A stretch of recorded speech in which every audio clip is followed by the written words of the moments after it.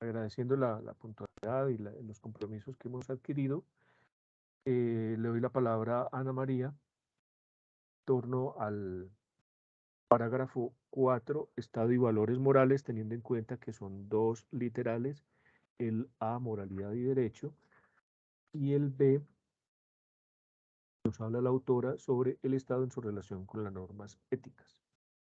Adelante, Ana María, por favor. Bueno, muy buenos días para todos. Entonces vamos a abordar, como lo decía el profesor Einar, el parágrafo cuarto, Estado y valores morales. Solamente como a manera de contexto, recordemos que estábamos iniciando como en este capítulo. Básicamente habíamos hablado como en el primer parágrafo de la importancia del Estado para los individuos que pertenecen a él. En el segundo parágrafo era el Estado y la justicia, retomábamos esos conceptos, y el último o el tercero era la importancia del Estado para la comunidad como tal, y en especial para la comunidad popular. Era como lo que nos había propuesto la autora en esta segunda parte, digamos, de la obra. Bueno, a manera de resumen, en este parágrafo, pues la doctora Edith Stein nos plantea hacer una exploración de las relaciones entre Estado y las normas, tanto jurídicas como éticas. Mantiene su postura en el concepto acerca que el Estado es inseparable del derecho y retoma las diferencias pues, entre derecho puro, subjetivo y positivo, que eran como aspectos que ya habíamos abordado en la primera parte del texto. Voy a pasarme por acá, voy a ir, ahora regresamos nuevamente a esta nota, voy a ir específicamente como al análisis de este parágrafo, que como lo mencionábamos al inicio, está dividido en dos literales. El primer punto está entre, digamos, un interrogante que nos plantea la autora referente a si estaría el Estado afectado y en qué medida lo está por las normas éticas. Ese es como el planteamiento que nos pone como sobre este entorno. Entonces, el literal A nos habla de la moralidad y el derecho. Los valores éticos son valores personales, hacen parte de la naturaleza de la persona y la manera como ésta se comporta. Son inherentes a la constitución de la persona y a sus modos de conducta.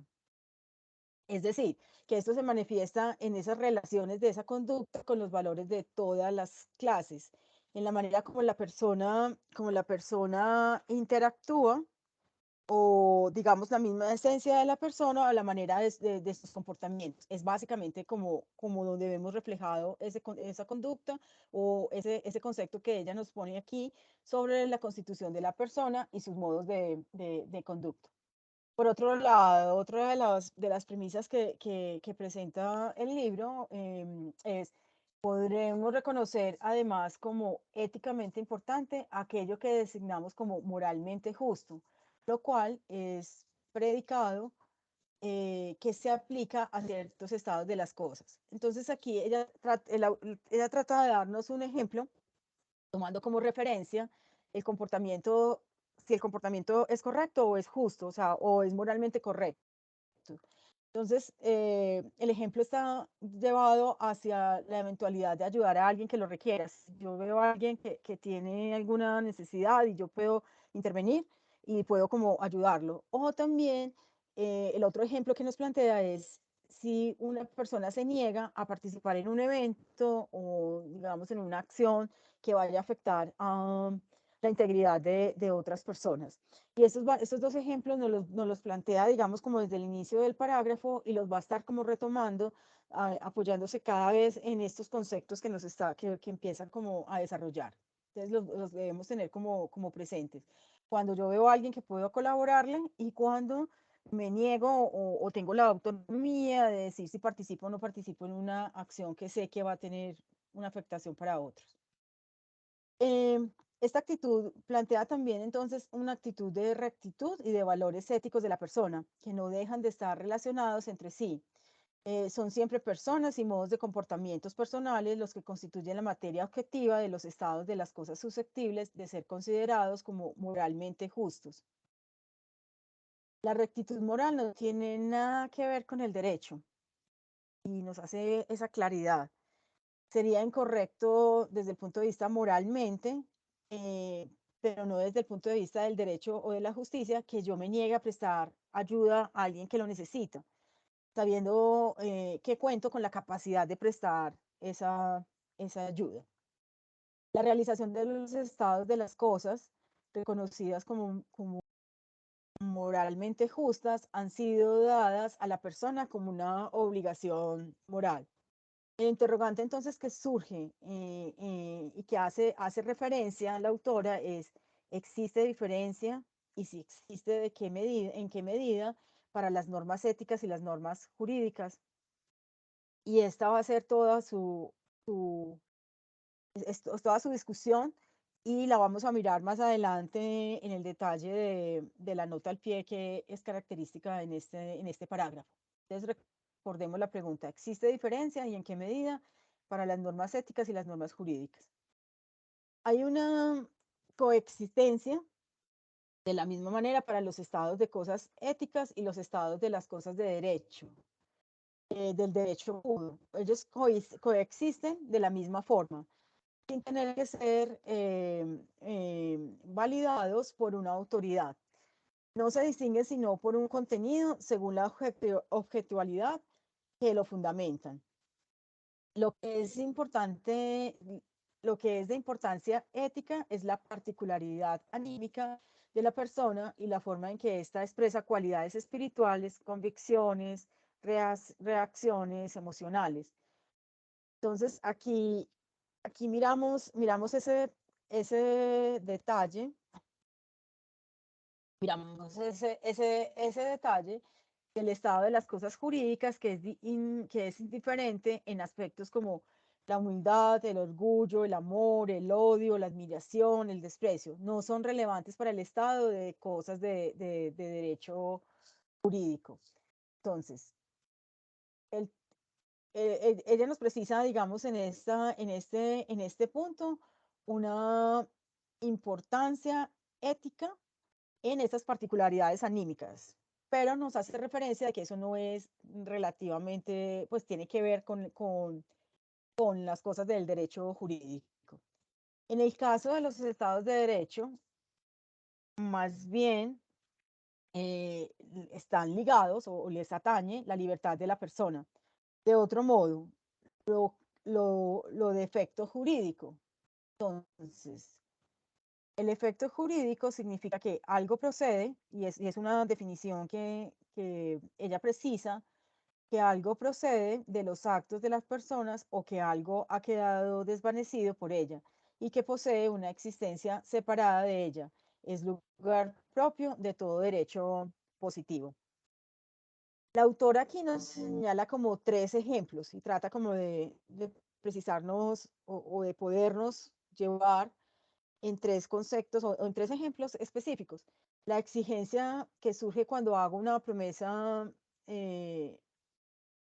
aquí me quedó como mal redactado, cuando hago una promesa, la propiedad que se crea mediante una transferencia creada o la culpa interpuesta en el mundo ante una acción criminal y que exige el castigo, que exige como esa reparación o lo mismo que en la promesa que exige que sea cumplida.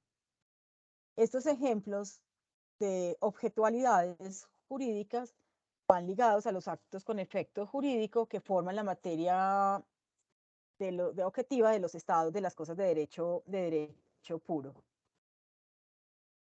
Estas específicas objetualidades jurídicas no tienen análogos en el terreno ético, o sea, desde el punto de vista ético van desligados. Y en la medida en que se hayan implicados en actos libres, se ven implicados en actos de las personas o de las fuentes tales de objetualidades. Es aquí donde hay como este paréntesis en este parágrafo, por lo que ya en la nota al pie nos va a dar una presentación más detallada. Voy a seguir para terminar este literal y luego volveré a la nota. No sé si sea la mejor manera, digamos, como de abordar esta parte o revisamos de una vez aquí el punto de la nota. No sé, profesor Einar, que quedaría mejor. Ana María, yo creo que es importante detenernos en la nota porque allí ella precisa cuándo hay que pensar la culpa desde el punto de vista ético y cuándo desde el punto de vista jurídico, ¿sí? Y creo que esa, digamos que esa nota al pie de página, que es supremamente extensa, eso daría para otro parágrafo, pues efectivamente creo que es muy significativa, ayuda a precisar, digamos que, por qué esa distinción entre lo ético y lo jurídico. Perfecto, sí. Entonces, miremosla. Yo de alguna manera traté, tal vez fui muy resumida, pues también resumí muchísimo, digamos, la nota es muy amplia, hay todo un detalle específico, pero traté de traer como algunos de esos conceptos y en esto pues estaríamos como atentos a si hay algún comentario por parte de los participantes o para ampliarlo. Entonces, miremos el detalle de la nota, de esa nota al pie. Bueno, gracias por la introducción. Sí, sí, es importante tomarlo aquí como en cuenta.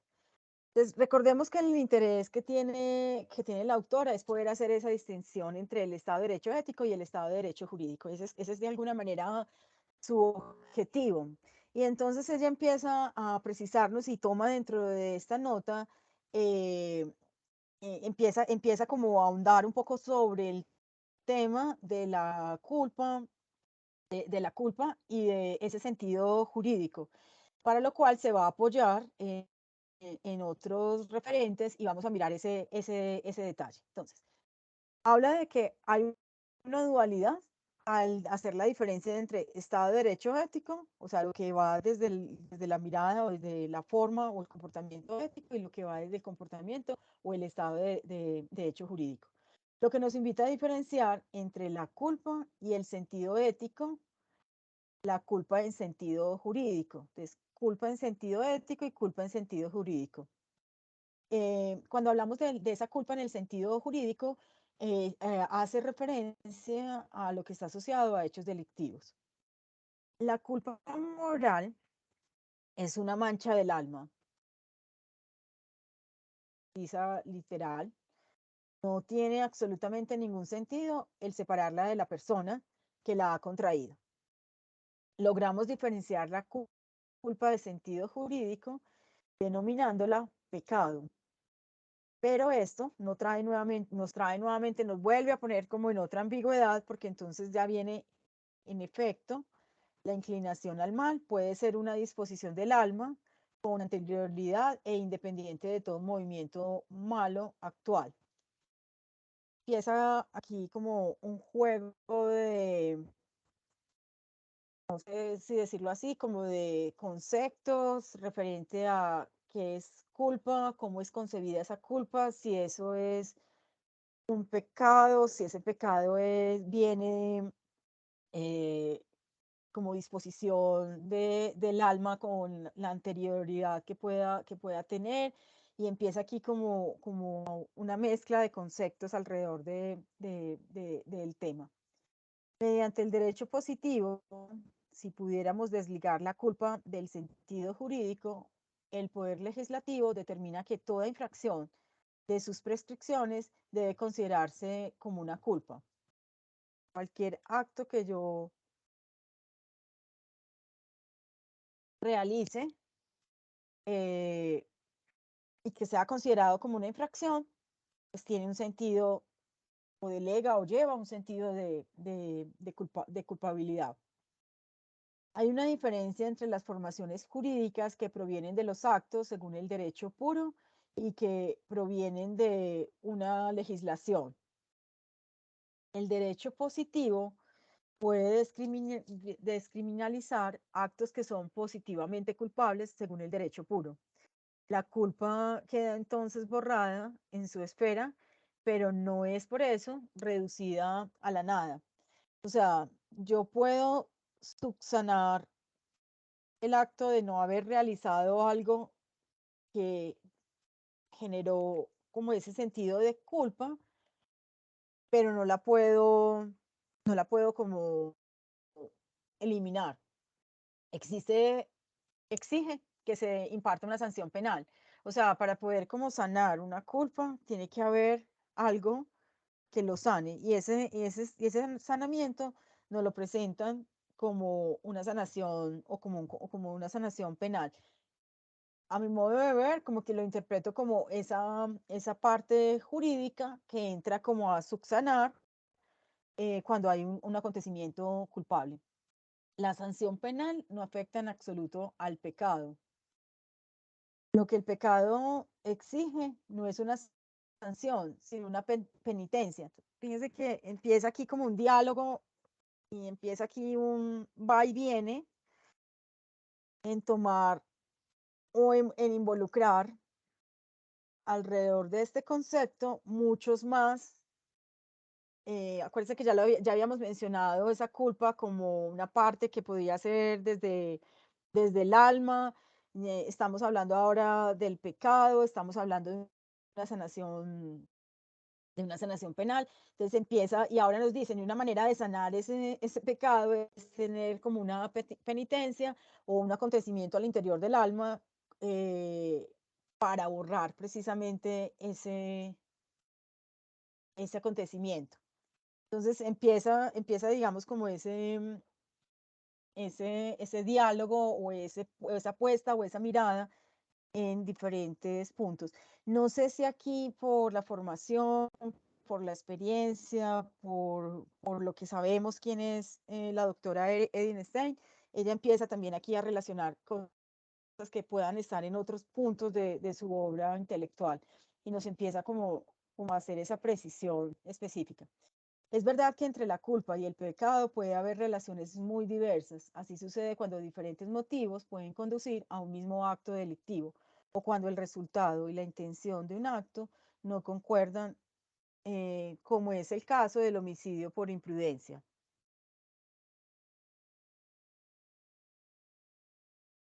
La referencia que, que Stein tiene en este punto o en esta precisión que nos quiere dar sobre el concepto de esa diferencia entre lo ético y lo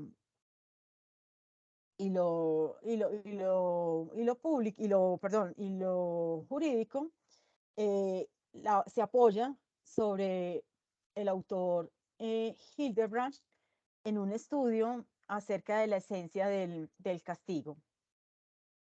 Hildebrand no distingue la esfera ética y la esfera jurídica. Y ella lo nota, o lo hace notar en el texto, lo hace notar y decir, eh, pues yo pretendo, acuérdense que el objetivo de la autora es hacer la diferencia entre lo ético y lo jurídico. La referencia que toma no es de una persona que va en el mismo sentido, pero de alguna manera ella toma argumentos de este trabajo acerca de la esencia del castigo para, digamos, como poder precisar los términos o seguirnos argumentando cuál es ese planteamiento de si existe o no existe y si existiera, cómo es la diferencia entre estos dos conceptos, ético y jurídico. Entonces, Hildebrand no distingue esta diferencia. Por ejemplo, él realiza más bien una distinción entre la pena expiatoria y la pena absoluta. Otros conceptos que entran, digamos, en el diálogo. La pena expiatoria, según Hildebrand, no tiene sentido sino cuando el pecador reconoce la culpa y se arrepiente de ella. Y en ese caso, la pena debe hacer que desvanezca la culpa. O sea, yo tengo culpa, la siento, me arrepiento y de alguna manera eso hace pues que como que ya sane ese espacio. La pena absoluta se aplica donde hay un arrepentimiento posible y por lo tanto hay una expiación, es decir, que no se elimina la culpa. Entonces hace diferencia entre dos puntos específicos de la pena.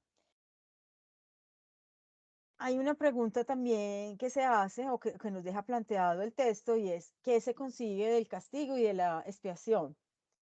Lo que Hildebrand propone como fruto del castigo absoluto parece que describe de manera general el posible resultado del castigo. La culpa no queda borrada, pero esa culpa no clama ya pues al cielo, o sea, ya esa culpa queda, no queda borrada, pero queda disminuida, o para mi interpretación ya no es relevante. Hildebrand habla de un mal de la culpa y un disvalor que está adherido a la culpa. Una culpa, decíamos anteriormente, en la medida en que no debe su existencia a una disposición de derecho positivo, se halla en conexión con un delito moral. Es lo que sucede siempre que se realiza un estado de cosas injusto. Y aquí ya empezamos a ver otra interpretación. Nosotros veníamos hablando del estado de cosas justas, puede ser de justicia, y ahora estamos hablando o en este caso Hildebrand lo trae como en otro concepto, o la negación más bien del anterior, como de estado de cosas injustas. La mancha moral que echa sobre si la persona al efectuar un estado de cosas injustas puede ser borrada por la penitencia y el arrepentimiento. Ya lo decíamos, puede haber en algún acto específico, una persona puede tener o puede describirse que tiene una culpa ante una omisión o un hecho, pero cuando hay una penitencia, un arrepentimiento, esto hace que esa culpa pueda disminuir. Disminuir, no desaparecer, es lo que nos precisa. Las disposiciones del derecho penal positivo, que no se orientan exclusivamente en la situación de derecho, sino igualmente en diferentes maneras a estados de derecho de las cosas, de los estados de cosas éticas, y que no miden el castigo según la culpa, sino según el pecado, lo cual puede fundamentarse en motivos pedagógicos y no jurídicos, crean confusiones, y al final del parágrafo nos presentan como dos aspectos para tener como planteados. El primero, eh, puede reemplazarse el sufrimiento, eh, puede reemplazarse el sufrimiento como expiación por una acción positiva que la persona tratará de realizar con el mismo espíritu de penitencia. Entonces, lo decíamos anteriormente, la culpa, una penitencia, y de alguna manera eso disminuye ese sentido de culpa. Y hay que tener en cuenta que si se trata de nuevo de una situación jurídica, no es una situación ética. Entonces, hay una diferenciación de que lo jurídico va por una línea y lo ético por otra. El hecho de que un mérito tenga una realidad jurídica es compatible con actitud éticamente negativa, que consiste en atribuirse a sí mismo un mérito y reclamar una recompensa.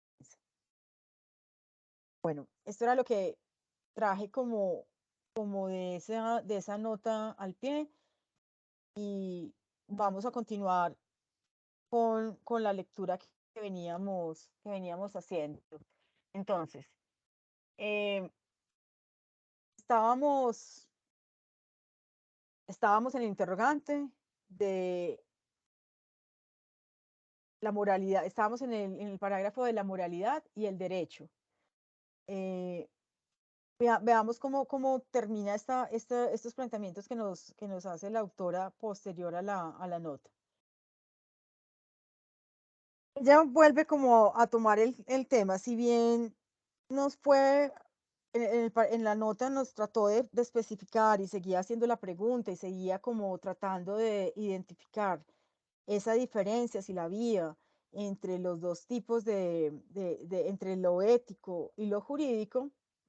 Se apoyó como en toda esta fundamentación, nos planteó otros conceptos, pero continúa ella siendo como referencia a ese trabajo específico en el campo ético o esa separación entre el derecho puro y el derecho positivo. Recuerden que lo habíamos dicho como en el contexto o en el resumen de este parágrafo. Estamos haciendo una evaluación entre lo ético y lo jurídico y ella retoma algunos de los conceptos que ya habíamos visto en la parte en el primer capítulo entre el derecho puro y el derecho positivo. Vemos que existen estados de las cosas éticas caracterizados como universales que pueden traducirse en normas.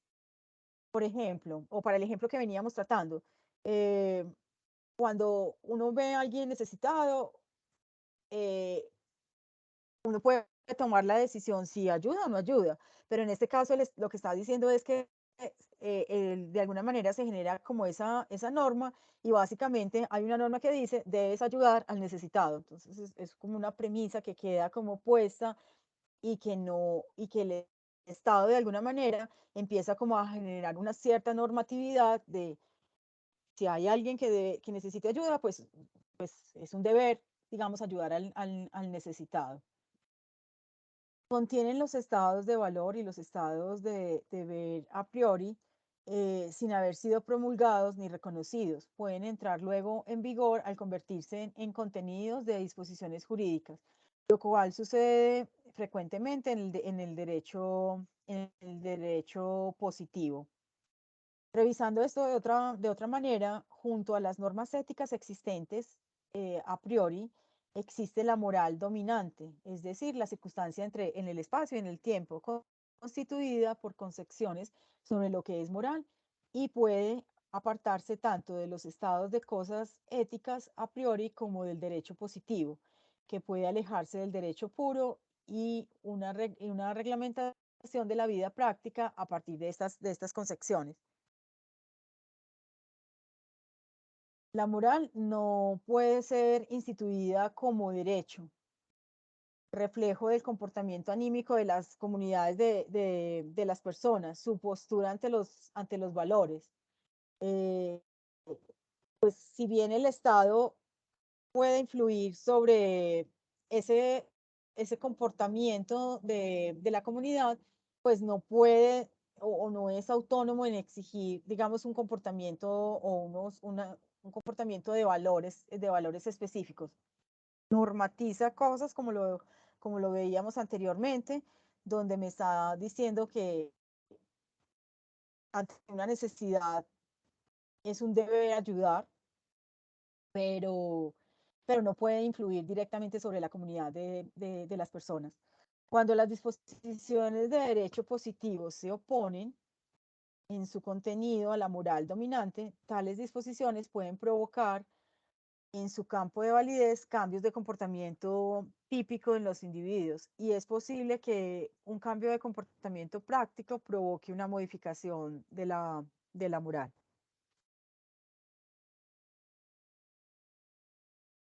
Bueno, el, el siguiente parágrafo, perdón, literal, era el Estado en su relación con las normas éticas.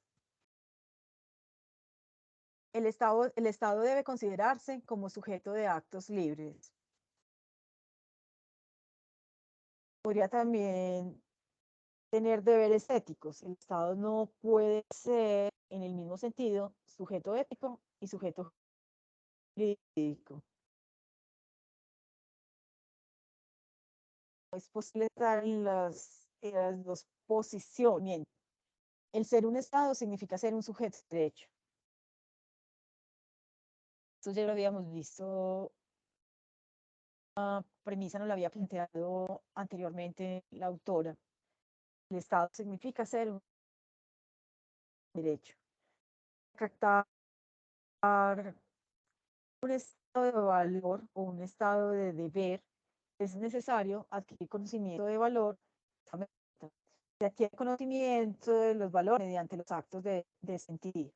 Ahora bien, el Estado como tal es incapaz de cualquier adquisición de conocimiento y es esencialmente inepto para el sentimiento. Su único campo de competencia es la realización de los actos libres, a los que le corresponde la acción comprendida como la realización del estado de las cosas. Las personas se encuentran al servicio del Estado, o sea, están vinculadas al Estado, están ligados hacia él, reconocen también que son partícipes del Estado, tienen obligaciones y tienen una relación con el Estado. Esta manera de aportar, esta manera de trabajar o de estar, de sentirse miembros del Estado, el Estado instaura lo que es justo y lo que permita que suceda que no es injusto. Entonces, soy partícipe de un Estado, pero el Estado de alguna manera también califica o determina qué está bien y qué no está bien desde el punto de vista de justicia. Lo que plantea entonces la autora es qué es lo que puede exigirse del Estado a través de este concepto y lo plantea con estos términos, como este rodeo en nombre de la ética.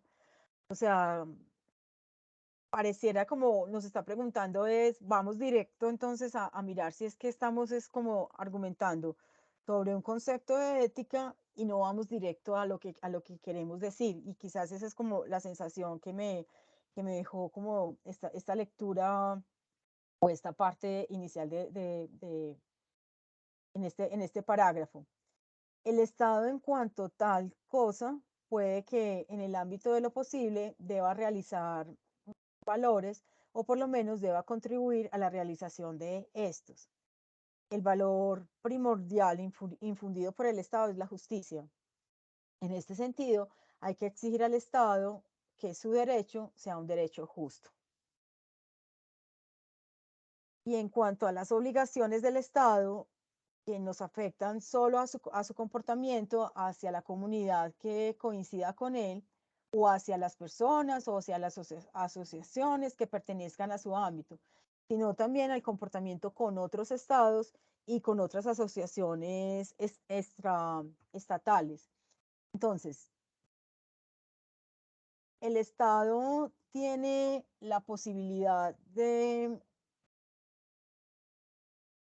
o lleva la responsabilidad de justicia, pero tiene unas obligaciones y las obligaciones no solamente son con sus miembros o con sus asociaciones o con su composición interna, sino también ante otros estados.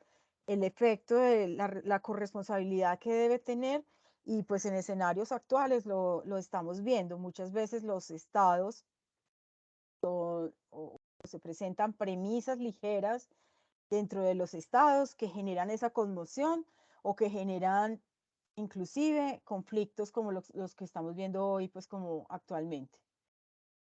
Bueno, esto es como pues la presentación del parágrafo. En mi caso, sigo estando como con la interrogante de cuál es el real valor del Estado, sigo como preguntándome lo mismo, cuál es ese valor, y ese valor él nos lo está dando la autora en esta mirada ética jurídica. Y pues estuvimos haciendo como ese recorrido entre estos dos conceptos. Bueno, muchas gracias. No sé si aquí hay alguna pregunta. En mi caso quedaron como bastantes interrogantes, pues o como bastantes cosas que creo que hay que digerir, digerir mejor. Pues me quedó como esa sensación de que hay cosas que todavía hay que como eh, desglosar de mejor manera. Muchas gracias, Ana María, por la presentación.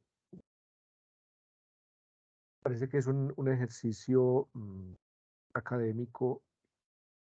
Yo siempre he defendido que nada en filosofía está dicho de manera absoluta y que cuando uno logra acotar esto, o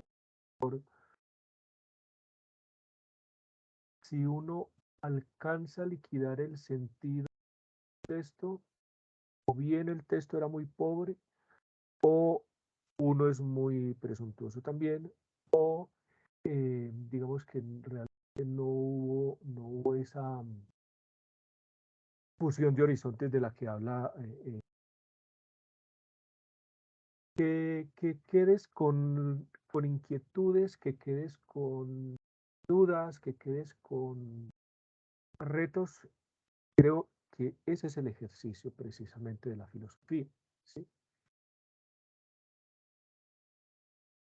La filosofía no es un vademecum de respuestas, sino más bien un arado de preguntas.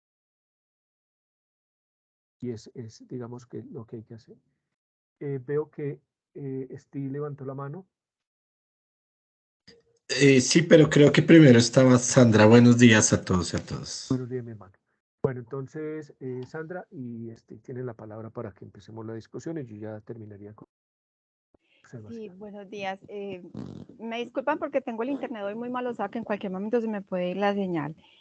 Mm, Precisamente con respecto a lo que estaba hablando el profesor hace un momento y con lo que finalizó la presentación Ana María, pues yo tengo como la misma sensación, o sea, este es un tema bastante complicado de entender, puesto que nosotros en este momento estamos como en otro contexto, creo yo. Entonces, si bien entendí, cuando la doctora Edith habla del Estado de Derecho ético y en ese incluye todo lo que ella llama una mancha del alma, o sea, pecado, y por otro lado está el Estado de Derecho jurídico, en donde se incluyen todos los hechos delictivos y son como dos líneas paralelas, o sea, no hay como que no se juntaran en algún momento.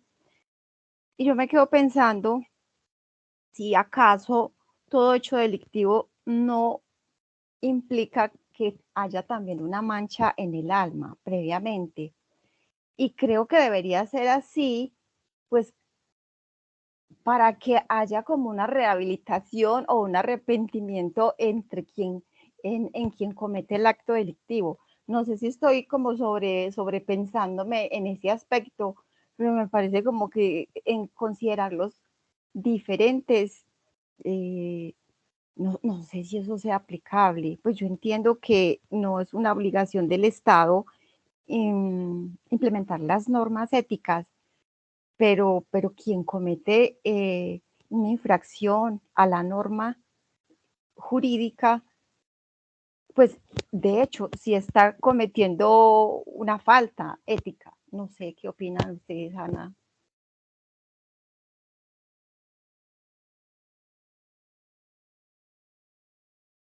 Sí, Sandra, y fíjate que es como esa sensación, porque es como, creo que es lo que tal vez ella trata de ampliar dentro de la nota al pie, porque empieza precisamente lo que tú dices. En la nota trata de hablarnos de esa culpa, de cómo se sana esa culpa, pero hay como una diferencia en que si ese hecho empieza como a tratar también, por eso decía yo que empieza a llevar una cantidad de conceptos ahí, como a decir, bueno, es una culpa, pero si yo me arrepiento, y si yo tengo un proceso de arrepentimiento, y si tengo una penitencia, entonces pues la culpa no se elimina, pero sí se disminuye. Entonces parece que ya como que yo sané y ya como que, y el derecho, bueno, obviamente nosotros, aquí no hay un abogado y seguramente una persona con formación en el derecho en particular nos va a dar pues como toda una composición o una distribución de cuáles son esos actos que hacen que a pesar de que haya arrepentimiento desde el punto de vista jurídico, no hay una eliminación digamos, del efecto que causó haber hecho o haber cometido una falla jurídica. Entonces, creo que yo sigo con la misma sensación también y comparto más bien esa sensación que tú planteas, porque no necesariamente porque haya arrepentimiento, porque haya penitencia, pues ya todo queda como en armonía. Entonces, sí hay como una diferencia y creo que es la pregunta, fíjense que es la pregunta que de alguna manera el parágrafo nos está haciendo. Hay diferencias y si las hubiesen, ¿en qué sentido? Pero hay momentos en los que también nos vuelve a llevar a la línea de que pareciera que están en la misma tónica. No sé qué opinan los demás, profesor Einar, Steve, no sé, o los demás participantes, qué opinan como de ese tema, de esa pregunta que nos hacía o esa referencia que nos hacía Sandra.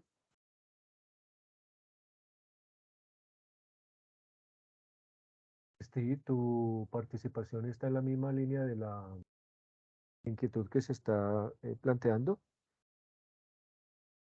Sí, un poco. Adelante, Miguel. Sí. Pues yo quería hacer, básicamente, quiero ser muy breve, 3 comentarios. El primer comentario es sobre la culpa. Y no quiero profundizar mucho porque creo que ahí, como muy bien lo han señalado ustedes, Eddie Stein pues sostiene una discusión con Hildebrand y hay unas especificidades muy técnicas que de pronto mi lectura y mi desconocimiento a la hora de Eddie Stein me impiden, pero sí me dejan hacer un comentario metodológico de la fenomenología. ¿En qué sentido? La culpa va a ser un fenómeno, ¿no? Digamos, va a ser una vivencia, un acontecimiento. Y es complejo. Y con complejo quiero decir que tiene diferentes estratos. Y Edenstein aquí al menos está mostrando que tiene 2 manifestaciones, una manifestación jurídica y una manifestación ética, que claramente se pueden diferenciar, pero también hay intersecciones. Siempre piensen, o al menos esa figura me sirve mucho, no sé si estoy matematizando mucho la fenomenología, eso ya sería otra discusión. Piensen en la teoría de conjuntos. En la teoría de conjuntos hay pues 2 categorías y esas 2 categorías tienen miembros que no están en común y hay miembros que se interseccionan. Lo mismo pasa con la culpa.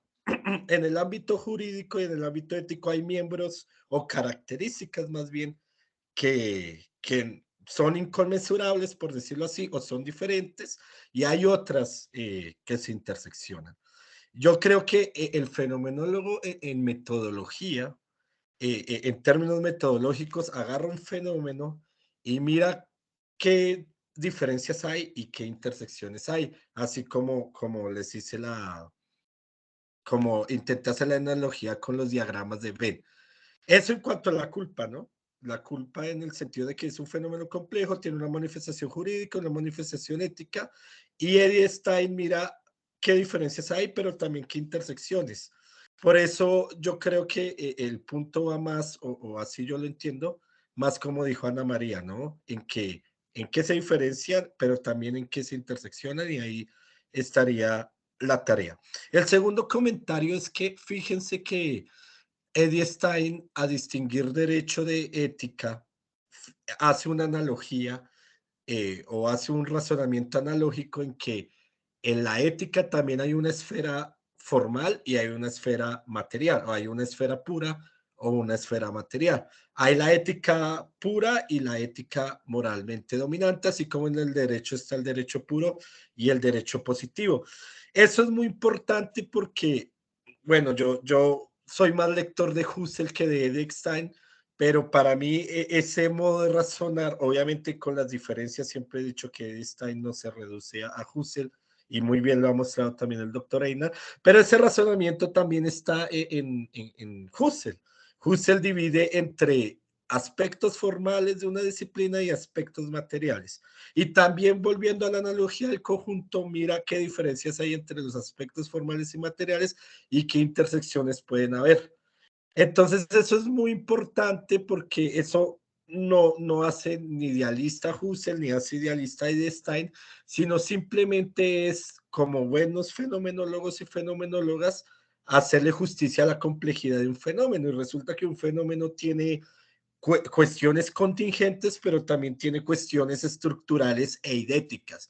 Y esas cuestiones estructurales e idéticas, algunos dirán que eso hace idealista la fenomenología, yo diría que la hace más materialista y realista, pero bueno, eso es otra opinión. Y la tercera y la última intervención tiene que ver con ya la participación del Estado y los valores, ¿no? Entonces yo siento que la postura de Stein es como, claramente el Estado le compete un estado de cosas jurídico formalmente, pero materialmente puede estar involucrada en la promoción de valores. Incluso en el parágrafo, en el literal B dice que el Estado debe realizar, debe realizar valores, debe contribuir a la realización de los mismos y también el Estado puede llegar a corregir la moral dominante.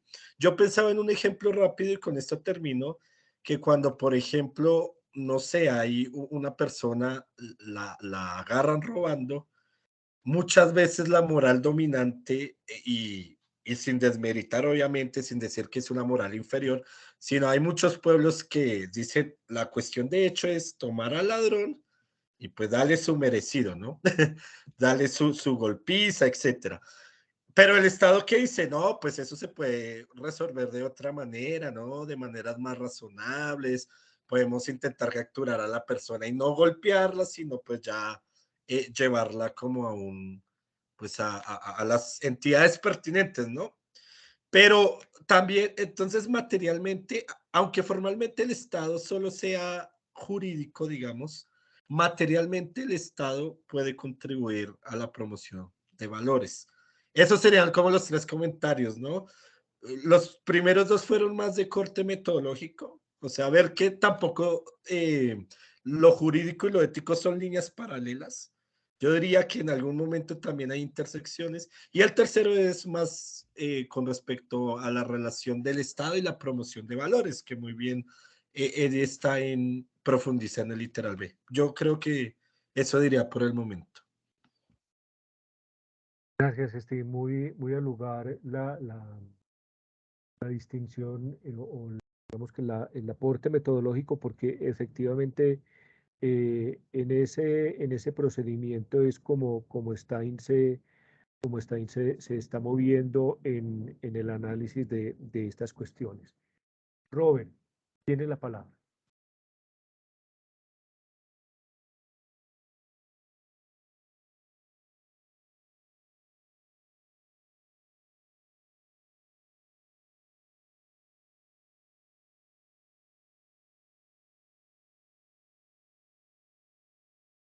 Robert, tiene levantada la mano.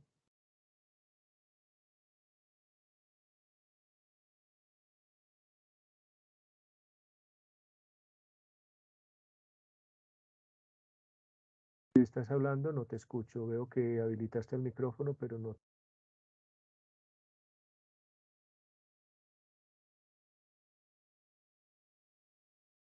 ¿Los compañeros escuchan a Robert? ¿Los y las? No lo escuchamos.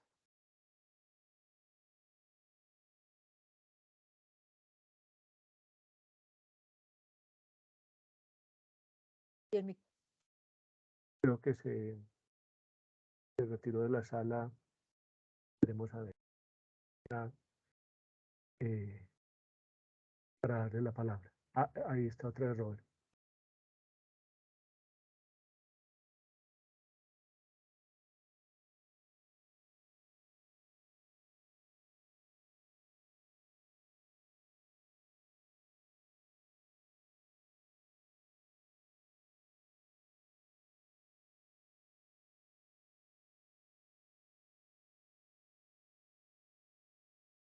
Bueno, mientras que el compañero Robert resuelve el problema técnico,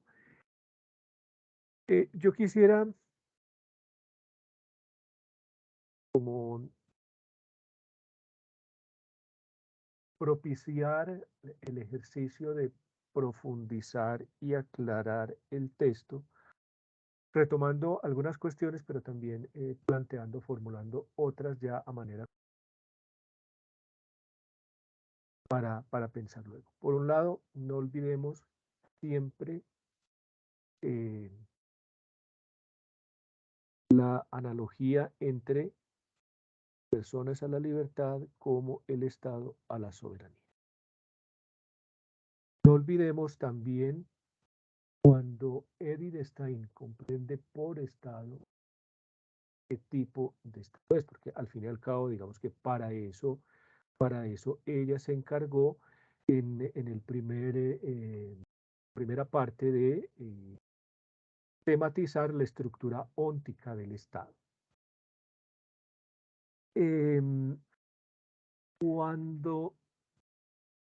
Cuando ella se cuestiona si y en qué medida el Estado está afectado por normas éticas, en ese ejercicio, o más bien en ese procedimiento que muy bien lo señaló Steve, de contemplar primero el fenómeno desde una arista, desde una perspectiva ética,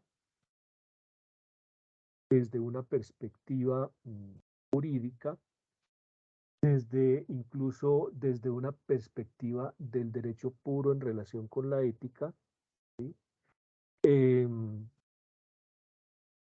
Y que efectivamente en algunos momentos uno dice, bueno, luego de haber contrastado, de haber diferenciado, de haber explicitado, de haber tematizado el asunto desde lo meramente ético, luego desde lo meramente jurídico, también permite algunos elementos, esas intersecciones de las que habla Steve, insisto, muy oportuna la acotación en términos metodológicos.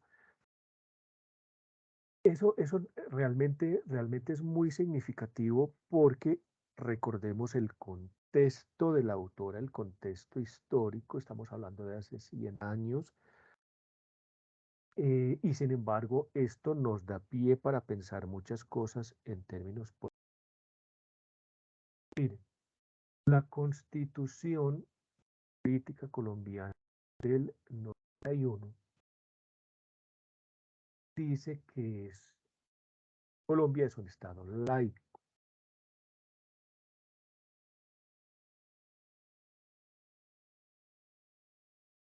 Pero es claro que hay una moral dominante y que muchas veces se legisla con la presión de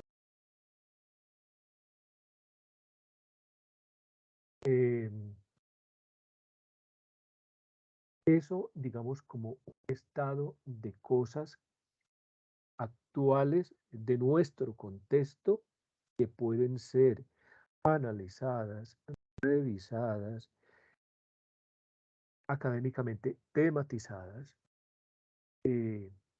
a partir de la postura de Stein y específicamente su toma de distancia de Hildebrand.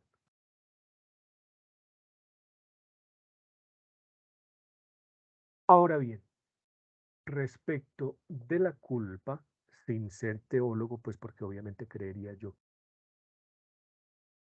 tendrían más conocimiento, al menos en términos teóricos, un teólogo que un filósofo, pero bueno. El problema de la culpa en términos éticos es la siguiente.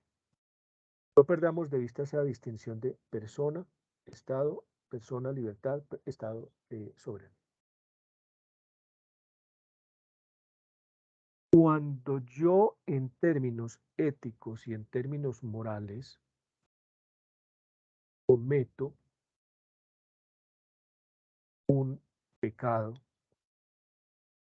en primer lugar estoy faltando a la libertad propia y ajena. Cuando se habla de penitencia, se ha entendido la penitencia como un trueque, ¿sí? Como un trueque para reparar la culpa, más bien para subsanar la culpa. Ahora, en esa relación ética, en esa relación moral, no se trata de sumas y debes, ¿sí? De haber o sea, la cuestión ética, la cuestión moral no es una cuestión de contabilidad. de tanto, perdónenme la expresión para las personas que están en la sala y para las personas que van a ver el video, tanto la embarras, tanto la pagas. Sí, esa, digamos que no es una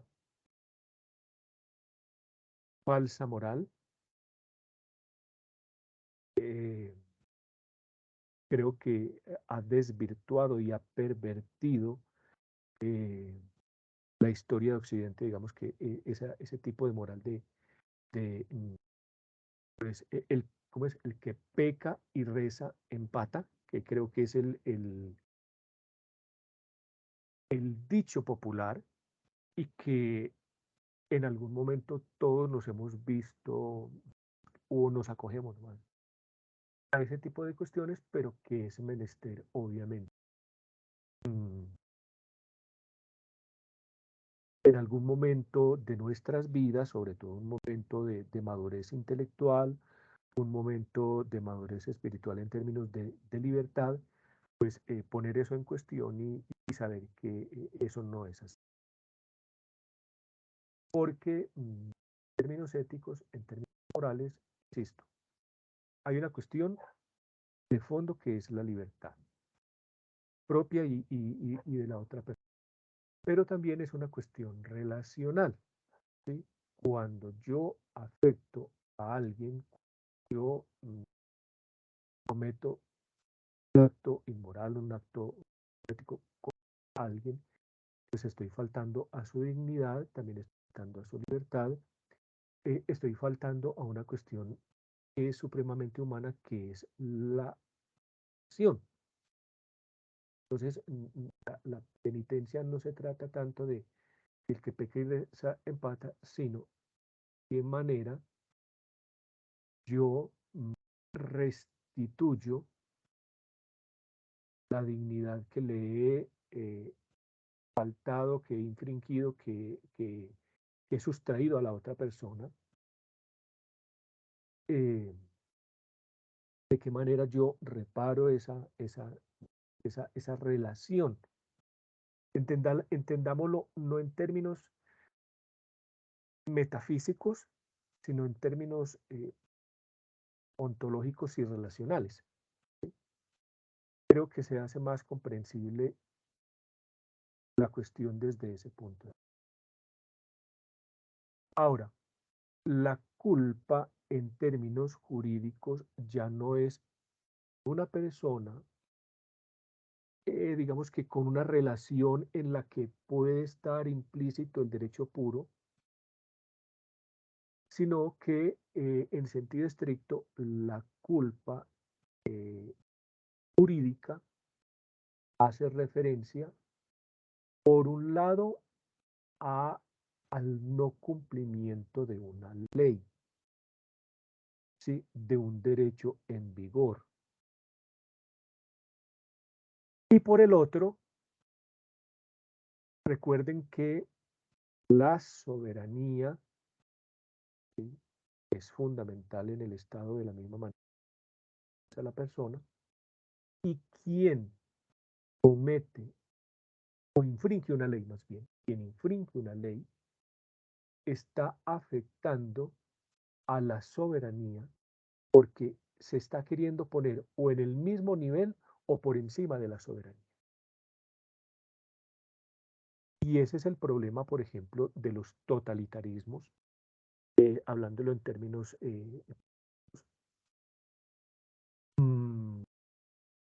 cuando en términos jurídicos alguien es sancionado, alguien es condenado, miren que hasta la fecha la sanción que se le aplica a esa persona no está tanto en reparar, digamos que a la persona que dañó al incumplir la ley, sino a la ley misma, al Estado mismo, ¿sí? Entonces, digamos que, como dice Steve, en términos metodológicos hay que mirar por separado. Ahora bien, hay una cuestión también que es importante destacar. En el caso del primer literal, los valores éticos son de la persona y no del Estado. Creo que esa es una tesis que ella trata de mantener. La rectitud moral no tiene que ver con el derecho. Las normas éticas sobre estados de hecho ético puro existen sin entrar en vigor. Es decir, ya cuando algo entra en vigor, hace parte ya del Estado de Derecho jurídico y por tanto. Ahora, ¿cuándo es que, siguiendo las indicaciones metodológicas de STI, cuándo es que en esa teoría de conjuntos se da la intersección? ¿Sí? Cuando algunas normas que son del orden ético, del orden del derecho puro, se normalizan, se positivizan, por decirlo de una manera bien fuerte, se positivizan y se convierten en disposiciones jurídicas.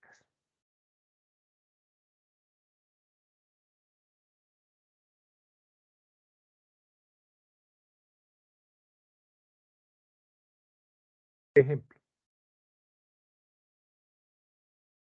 el buen samaritano. Creo que independiente de que seamos o no creyentes, católicos o no, o de otra confesión religiosa, no es lo que está en cuestión, sino que creo que todos de una u otra manera hemos escuchado esa...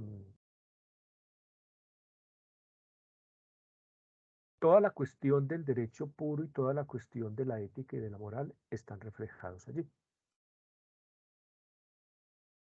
Ahora, una cosa es decir que es justo, es moral, es cristiano, si le queremos decir así, es cristiano ayudar a los necesitados. Ese es el corazón del evangelio. Otra cosa es deber tener que apoyar a los necesitados. Cuando, por ejemplo, la solidaridad, ya no hablemos de, en términos éticos y derecho puro, sino en términos de derecho positivo, derecho jurídico, cuando la solidaridad se constituye en una ley, en un Estado, por ejemplo. Recordemos que los estados de deber pueden tomarse como norma por cuanto se refiere.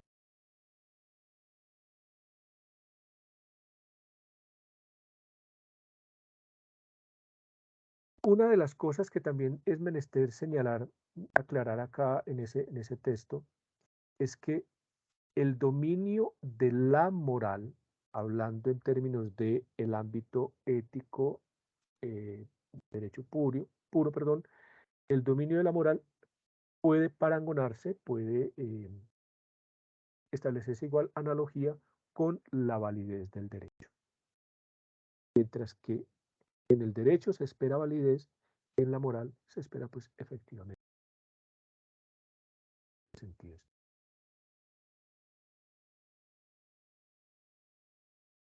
Sin embargo, obviamente el origen, digamos que no es el mismo. La moral, como dice la autora, refleja el hábitus psicológico. El hábitus, no tanto el hábito en cuanto a la repetición de una conducta, sino el hábitus en tanto el habitar. creo que es mucho más profundo, mucho más ontológico. El habitar psicológico de una comunidad de personas.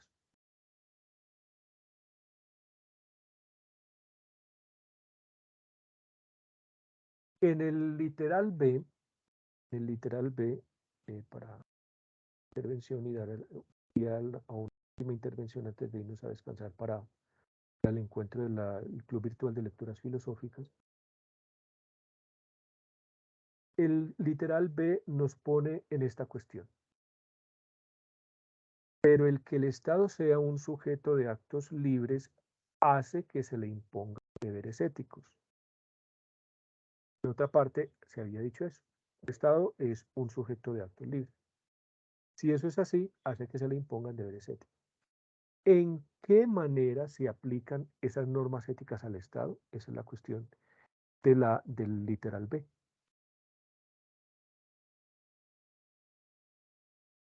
Sí, como se ha dicho antes, el Estado es un sujeto de derechos de actos libres, entonces, ¿en qué medida se le aplican las normas éticas al Estado?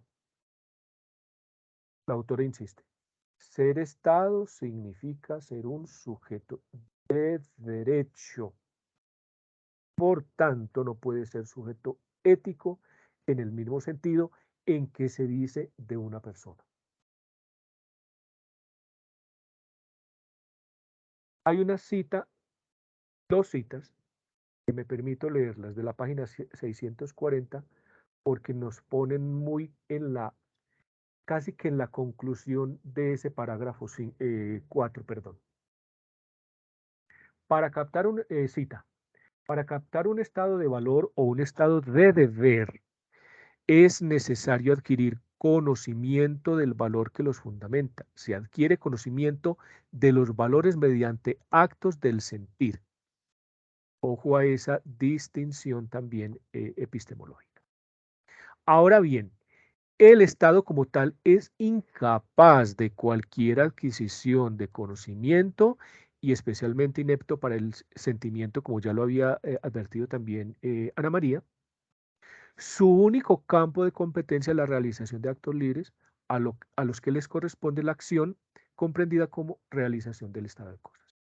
Y la otra cita es, pero el Estado no es capaz de reconocer qué actos deben ser y qué actos no deben ser. No son capaces de ello sino las personas que el Estado utiliza como sus órganos. Cierro.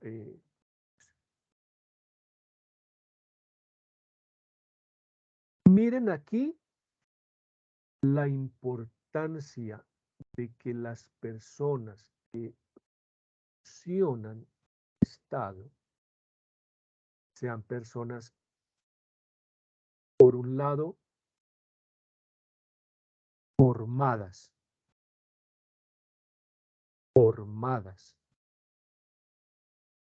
para que tengan la capacidad al menos de distinguir cuando un estado de cosas es del orden ético y cuando un estado de cosas es del orden. Y que por más que yo sea católico, por más que yo sea cristiano, esa tal que es de fuero interno no me puede, digamos que, determinar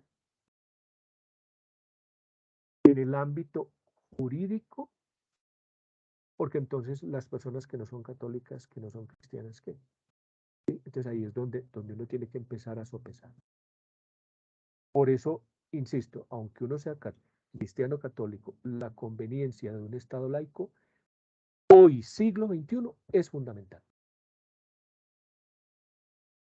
Otra cosa es antes, pero hoy, siglo XXI, es fundamental.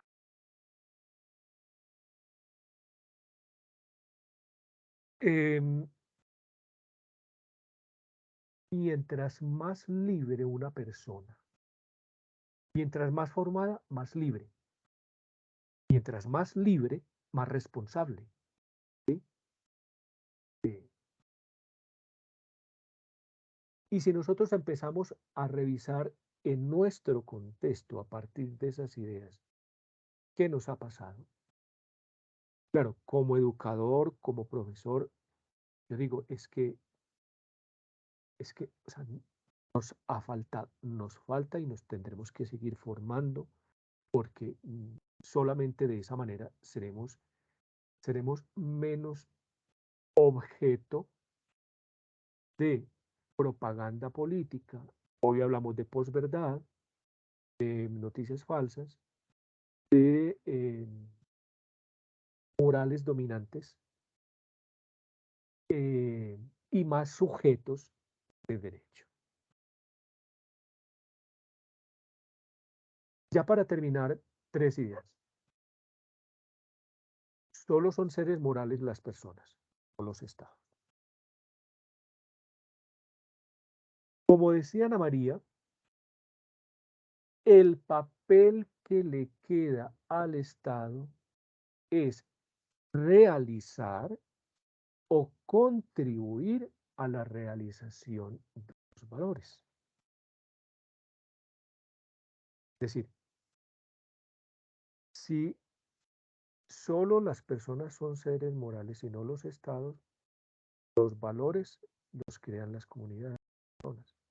Pero el Estado ayuda a que esos valores se realicen y contribuya a la realización de esos valores, pero en función del derecho, no de la moral dominante. Insisto, en función del derecho, no de la moral dominante. Ahora, dice la autora también por allá que efectivamente ante el conflicto de deberes, de valores entre los estados, es que miren que es muy, muy rico y coincido con Ana María, tratado la cuestión, porque esto es simplemente una lectura inicial, una aproximación. Es como cuando uno se tira a una piscina sin conocerla bien, o se tira a un charco si está en el campo, y uno se tira con ese sustico. Dice la autora, es obligación del Estado o de aquellos que lo representan el no considerar únicamente los valores de los que él mismo es el portador y el protector designado, sino también aquellos otros valores que pueden quedar afectados por la conducta que él adopte. En otras palabras, de la misma manera como en las relaciones intersubjetivas, los valores ajenos deben ser defendidos, respetados, tanto como los propios. De igual forma pasa en las relaciones interestatales o internacionales. Y entonces, miren, por eso es que, ya para terminar, fue madre, se fue el tiempo. Ya por ejemplo, en el caso del bien común, ¿sí? O sea, hay cuestiones que pueden tener un orden moral, ético muy fuerte, ¿sí? Pero en todo caso, ya para terminar, y gracias Steve porque creo que tu ejemplo fue genial, A y B son distintos. Pero ¿cuál es la ganancia de A y B? Además de su diferencia, la posibilidad de encuentro, de articulación, de reconocimiento, de saber que hay cosas que se pueden compartir, que hay cosas comunes que nos pueden vincular. Y creo que ya con esto termino para dar pie a alguna intervención adicional, compañeras y compañeros. Steve, adelante, por favor. quiero ser muy breve. Digamos que en esta misma tónica de separación e intersección, la culpa en sentido ético implica un arrepentimiento y una penitencia, ¿no? Incluso Edith Stein habla del perdón del Señor en esa larga nota que implica la culpa en términos morales. Pero la culpa en sentido jurídico, como el Estado tiene modo de comprobar si el individuo se arrepintió o no, lo único que puede hacer es sancionar y por eso en el estado en la aproximación jurídica a la culpa, no hay desaparición de la culpa, sino solo tachadura. Eso en cuanto a separación. Y en cuanto a intersección, también yo veo que un valor jurídico, una disposición jurídica del Estado se puede volver valor en la sociedad.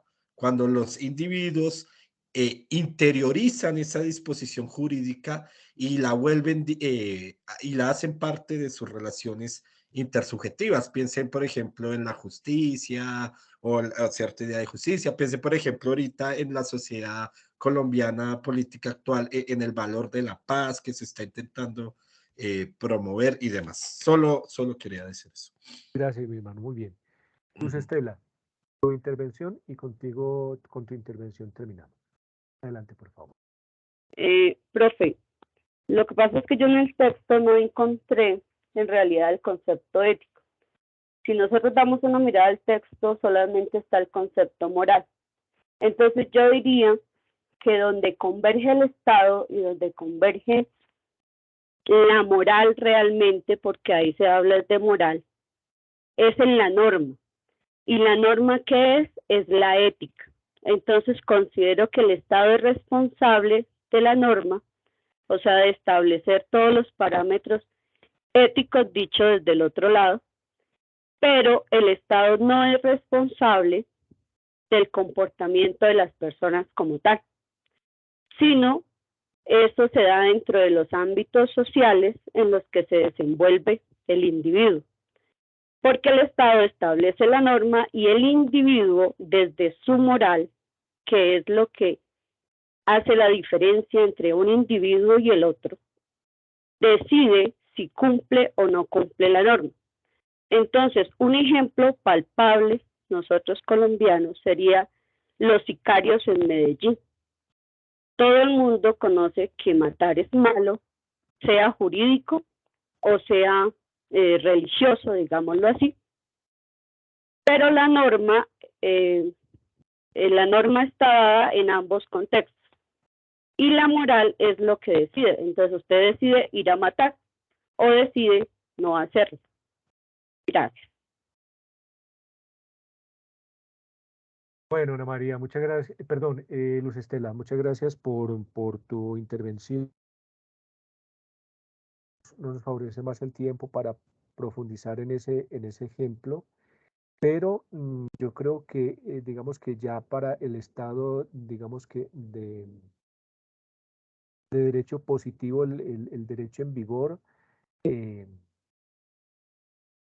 creo que sin ser abogado, la cuestión no es de decisiones, sí o sí, o sea, la norma se impone. Creo que es por ese lado la cosa, pero bueno, creo que daría pie también para o sea, el cumplimiento de la norma no está al garete de mi moral. Es sí o sí, se cumple la norma. Pero bueno, de todas maneras, insisto, ya eso sería una cuestión que habría que profundizar más. Muchas gracias, Ana María, por tu contribución a la reflexión, a Steve, a Sandra, a Stella, a César, a Robert. Vamos a descansar unos 5 minutos y a continuación entonces nos encontramos. Fuerte abrazo. Gracias, hasta luego. Muchas gracias, hasta luego. Muchas gracias, hasta luego.